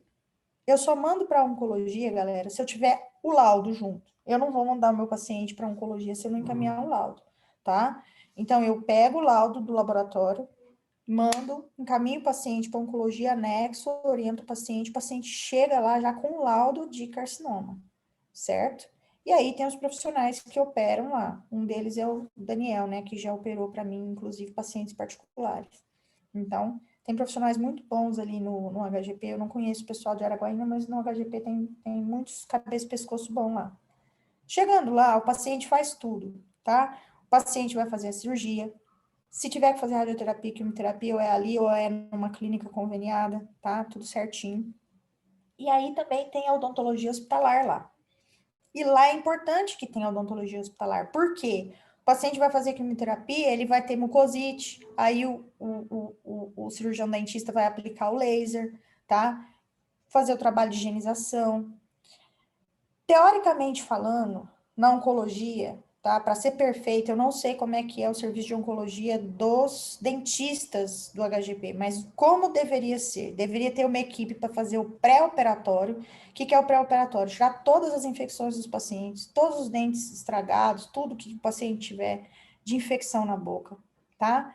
Deveria ter uma equipe para o transoperatório, que é para ajudar nessa questão da reabilitação, né, das mucosites e tal, e uma equipe para o pós, que é essa equipe que acompanha o paciente durante um tempo até ele poder ser devolvido para a unidade de saúde dele, para ele poder fazer o acompanhamento regular na unidade de saúde, tá? Então, esse seria o fluxo ideal dentro do hospital. Eu sei que o serviço de oncologia é muito bom, e eu não sei como que está estruturada essa questão do trânsito pós-operatório no HGP em relação à odontologia, porque eu já vi pacientes ser operados sem fazer tratamento odontológico.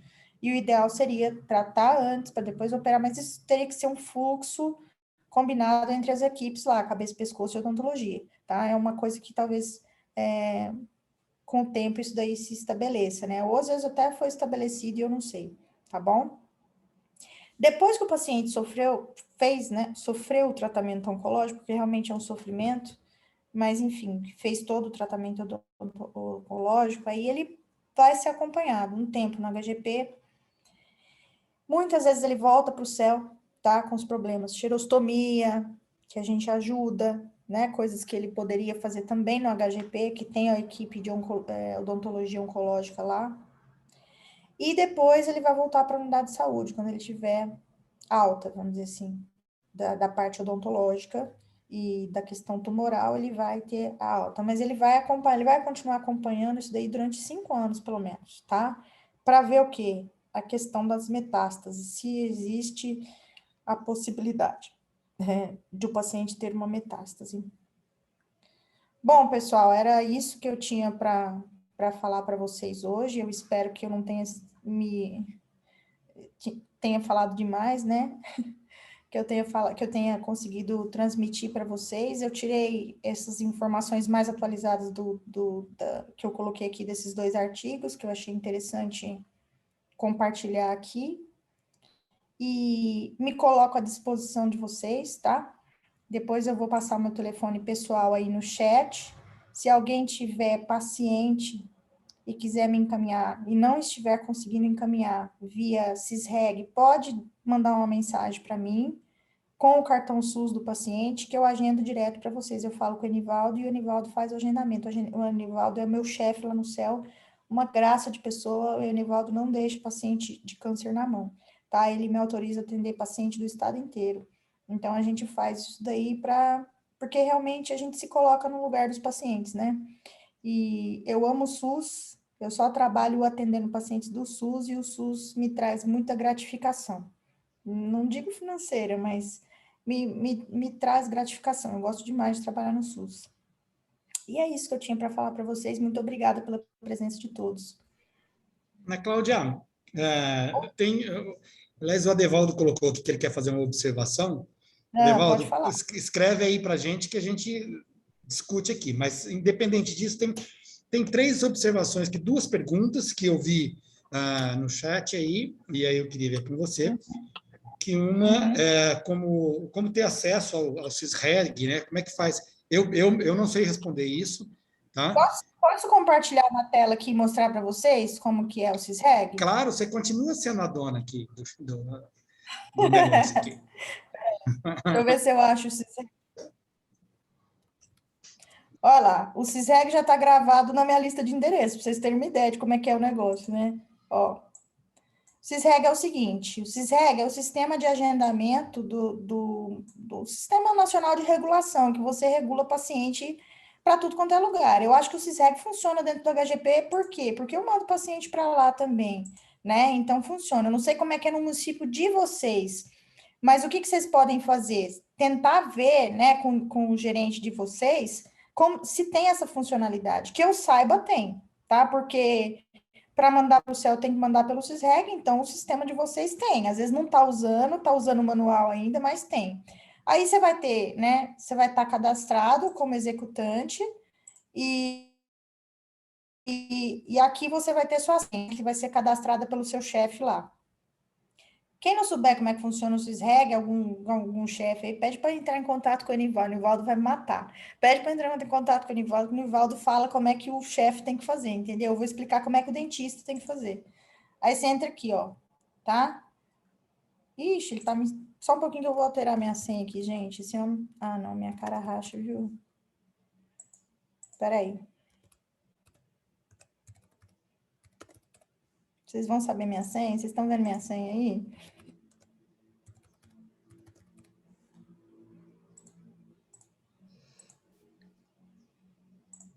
Tá não, doutora, vê Pronto, só perfil os atualizado. pontinhos. Só os pontos, eu brinquei por causa disso, que eu tô vendo só os pontinhos também. Então, você vem aqui, ó, solicitar, tá? Quando você vem em solicitar, sei lá, eu tô com alguns QNES gravados aqui, eu vou colocar, como se eu fosse agendar esse paciente, tá? Pesquisar. Olha lá, apareceu o nome do paciente, tá vendo ali para mim? Então, por quê? Porque eu digitei o número do cartão SUS dele lá em cima. Então, de novo, vou ensinar para vocês. Você vem aqui, solicitar, aí você põe aqui o QNES ou então o negócio do paciente. Você põe lá. Aí aparece tudo, ó, o nome do paciente, a idade dele, papapá, papapá. Aí você vem aqui, ó, em continuar. Aí você vem aqui, ó, seleciona o procedimento. Olha o tanto de coisa que tem aqui, ó. Todos esses procedimentos a gente tem aqui aqui são os do HGP, ó, urologia, papapá, papapá, né? Como é que eu sei que é isso? Porque quando eu seleciono esse procedimento, o paciente automaticamente vai para lá. Mas, por exemplo, eu posso solicitar alguma coisa aqui, ó, de endoscopia, que pode ir para alguma clínica conveniada da prefeitura, um exemplo, tá? Quem decide para onde vai é de acordo com os convênios possíveis, né? No caso da odontologia, no meu caso aqui, ó, no caso do CEL, você vem aqui, ó, você vai em consulta em IO, letra O. Quando você chega na letra O, tudo isso aqui é o CEL, ó. Então, você vem aqui, ó, cirurgia buco, dor orofacial, exceto dor orofacial, que vai lá para o HGP. Dor orofacial vai ficar com o José Arlindo, lá no HGP, tá? Endodontia, estômato, sou eu. La garantia, sou eu. Aí, você vem aqui, ó, consulta em odontologia, estomatologia, certo? Aí, o CID, você pode pôr qualquer um, põe K00 mesmo, entendeu? Qualquer um que você puser aqui vai funcionar. Você põe doenças da boca, um exemplo. Você procura lá, CID, doenças da boca, aí você põe o número aqui. Aí você seleciona o profissional, Ana Cláudia, porque ele vai te mostrar todos os profissionais do céu, ó. Você vai selecionar eu, certo? Unidade, você deixa quieto isso aqui, põe. Ó, vagas disponíveis, tá vendo? Aí você vai ver aqui, ó, quais são os horários e datas disponíveis. Você marca o seu paciente, eu não vou agendar, gente, porque se eu agendar, vai ficar agendado, né? Mas você seleciona aqui. Quando você põe marcar, ele já te mostra a folha de agendamento com a data e com o horário. Aí você só imprime aquilo e entrega para o seu paciente. Entendeu? É bem simples marcar pelo Cisreg. A minha agenda fica aqui dentro do Cisreg. Agora, tem Cláudia, especialidade? Oi. a Kária, que é a nossa gerente aqui, ela vai dar uma contribuição sobre o acesso aí ao CISREG, né? Só um minutinho que ela já vai contribuir aí também com informação que eu não sei. Kária, é com você. Obrigada, Varrone. Eu vi aí que a colega, a Anne, né, nos direcionou em relação a como ter acesso ao CISREG. Aí na Secretaria Municipal, né, do seu município, tem a Central de Regulação. Vocês podem direcionar essa solicitação de acesso, né, com um perfil de profissional, e aí a Central Reguladora vai solicitar para a Central de Regulação aqui do ambulatório a nível estadual o acesso para o profissional, dentro do perfil desejado, tá? O processo e o fluxo para ter login e senha funciona, né, nesse processo, conforme esse protocolo. Então, você vai procurar a Central de Regulação Municipal e a Central de Regulação vai solicitar via e-mail esse acesso para o profissional conforme o seu perfil, tá bom? Acho que ajudamos Perfeito. aqui, Marrone. Demais. Ótimo, obrigado. Outra coisa, o Felipe aqui, ó, me esclareceu que no HGP, de fato, os pacientes fazem esse fluxo aí. Eles passam primeiro pela equipe odontológica para depois realizar o tratamento oncológico propriamente dito. Obrigada, Felipe, pelo esclarecimento. É assim mesmo que tem que ser, tá? Muito bom. Ana Aí Cláudia, tem alguém aqui tem os fala, outros dois fala. pontos aqui. Um de um colega que está falando da dificuldade de biópsia no interior, né? Na verdade, ele não diz sobre cirurgia, que é meu outro questionamento, mas ele não fala sobre cirurgia, ele fala sobre pós-cirúrgico, o armazenamento, o encaminhamento do material e essa coisa toda. Eu não falei muito sobre isso porque não era o objetivo da aula, né?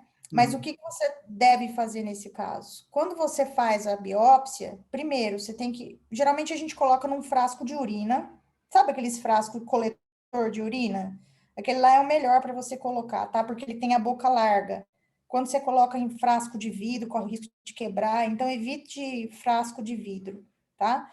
Coloca naquele frasco de urina. É importante que faça a diluição adequada do formol. Então, o formol tem que ser a 10%. Se você comprar ele puro, o que você faz? Você coloca uma medida de formol e completa com 9 partes de água. Pode ser água da torneira mesmo, tá? Não tem nada, não. E aí, você coloca a peça embebida naquela solução, né? Só que aí, você preenche até em cima no pote. Deixa só, tipo, um dedinho sem preencher. Porque se, por acaso, o pote tombar, a peça não fica sem formol, tá? Fecha bem. E é importante passar uma fita umas 10, 20 vezes ali, porque senão aquilo lá vai vazar no transporte. Aí você coloca uma fita com o nome do paciente naquele frasco e você faz o pedido anatomopatológico, tá? que é o pedido anatomopatológico? Você pode pegar um receituário, uma folha, escrever o nome do paciente, sexo, idade, se o paciente é fumante, se não é, tudo que é relevante para a gente fazer o diagnóstico de câncer bucal. E conta um pouco a história do paciente e como que é aquela lesão.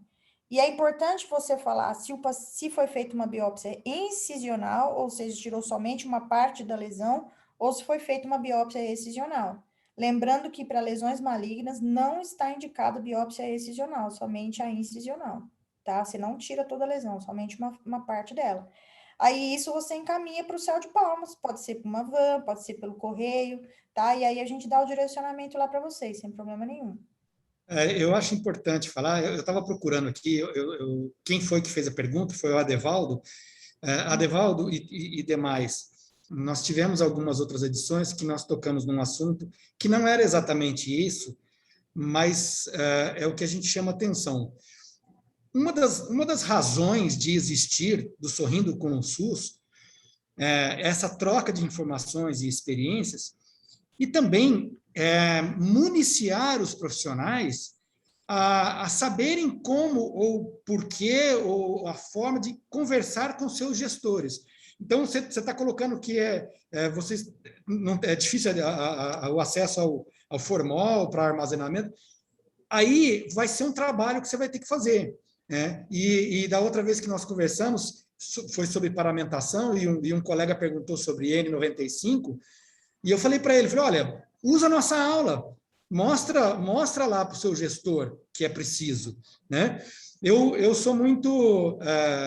eu nunca fui muito de confusão, e não estou recriminando não quem seja, é só o meu caso.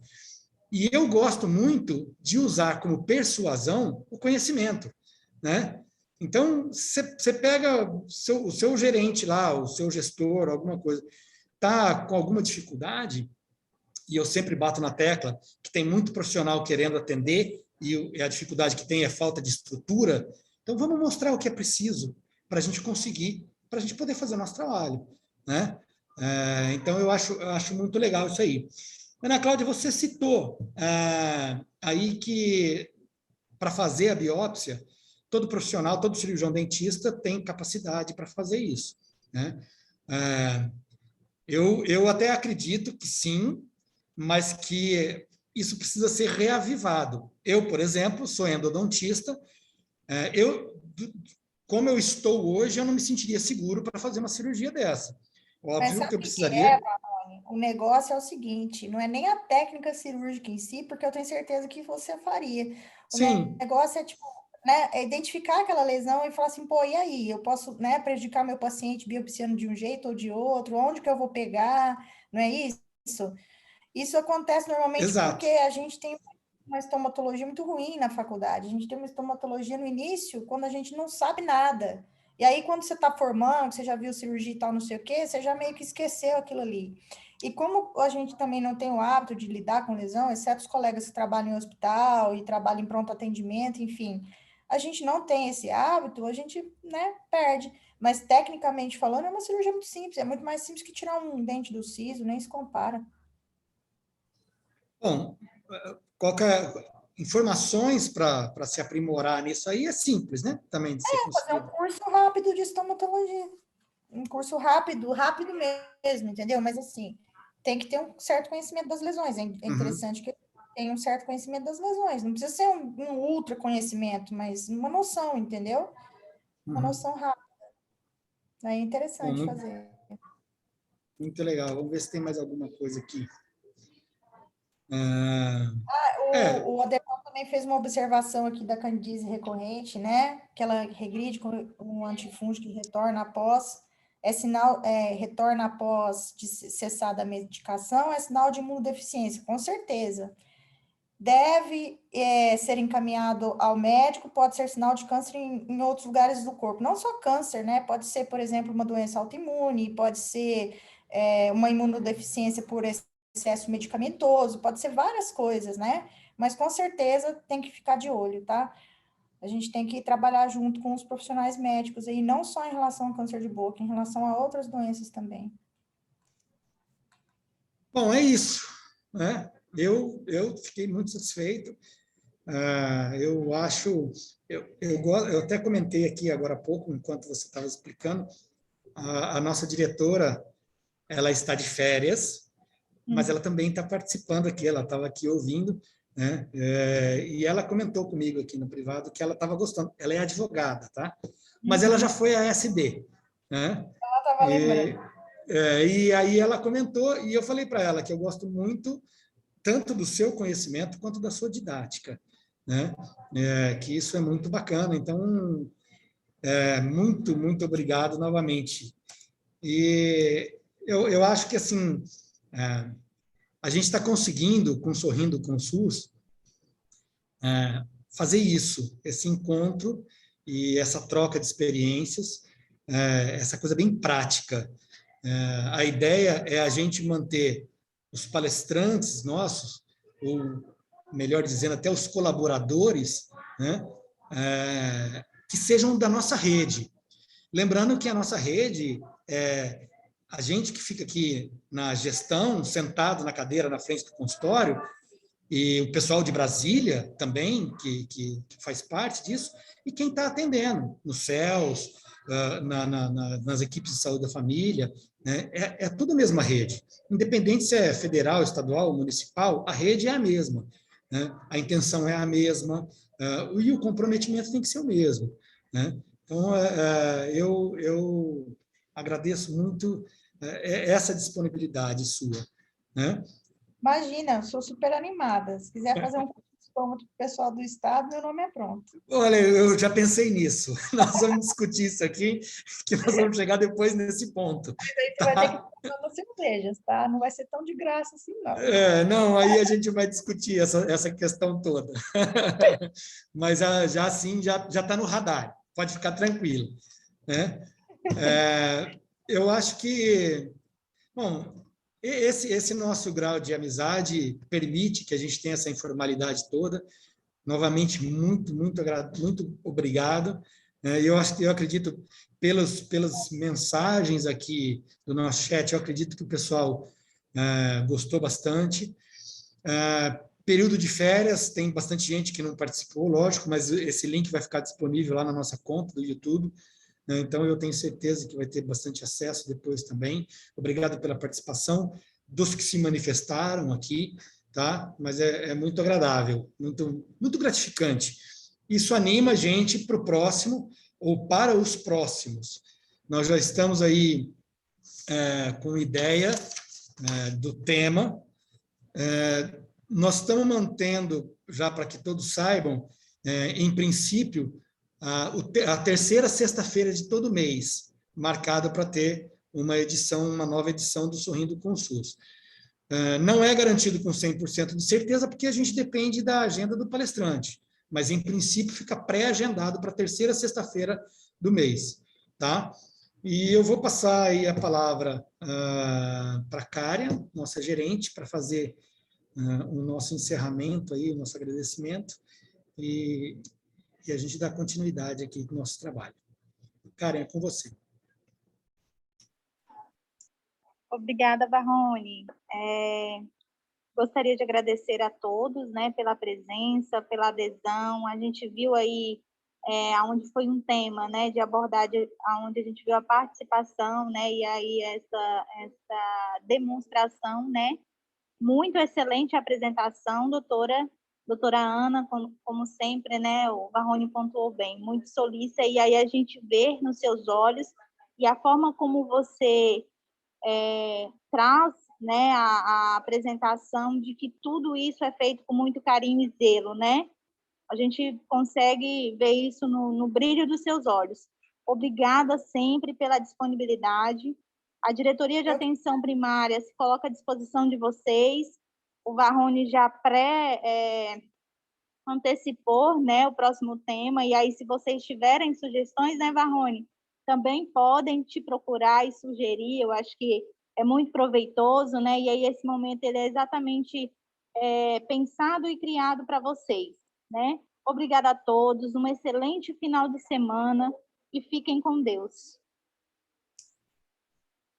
Bom, pessoal, muito obrigado a presença de todos, já alguns de férias, né? sexta-feira, mas vamos dar por encerrado, então, nossa 5ª edição do Sorrindo com o SUS. Ana Cláudia, você, já para ficar sabendo, eu estou providenciando aqui, eu não sei se você viu, que agora eu estou de máscara do Sorrindo com o SUS, que eu mandei fazer ontem, para a gente começar a fazer essa divulgação. Eu sou meio enrolado com essas coisas, eu gosto disso, né? E a ideia nossa é a gente ter algumas camisetas do Sorrindo com o SUS, e a gente vai ter certamente, você vai ganhar uma, tá? Obrigada. A minha ideia é os nossos palestrantes ganharem isso também. É um mimo, é uma forma de agradecimento, tá? Muito obrigado a todos vocês, que todos tenham um bom final de semana. Continuamos aqui à disposição, tá? Todo o pessoal da atenção primária, e mesmo que não, os que não forem, aqui a nossa diretoria está toda à disposição de todos vocês. E Ana Cláudia, o que você precisar daqui, a casa é sua. Muito Tá obrigada. bom? Agradeço de coração. Um grande abraço a todos vocês, um bom final de semana. Obrigada. Eu agradeço a presença de todos vocês aí. Se precisarem de mim, estou à disposição, viu, pessoal? Só me ligar lá no céu ou no meu telefone, eu deixo o telefone aí e contem comigo aí. Tchau, tchau. Tchau, tchau. Obrigada, doutora. Obrigada, eu que agradeço.